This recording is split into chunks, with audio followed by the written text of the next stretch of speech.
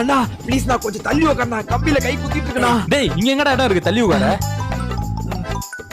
சொல்றா மச்சான் நீ உடனே கிளம்பி நம்ம ட்ரெயின் டோர் கிட்ட வாயேன். ஏன்டா என்னாச்சு அங்க? டேய் இங்க 2 அழகான பொண்ணுங்க தனியா நின்னுட்டு இருக்குடா. ஆமாடா. சரி சரி வெய் வெய் இந்த உடனே வரேன். ஏ எருமை நல்லா விரிச்சிட்டு உட்காரு. அதான் உனக்கு இடம் இல்லல, நான் ஏஞ்சி போறேன். உட்கார இடம் குத்தா எப்படி பேசுது பாத்தியா? அழகான பொண்ணாமே இறங்குறதுக்குள்ள கமிட் ஆயிட வேண்டியதுதான்.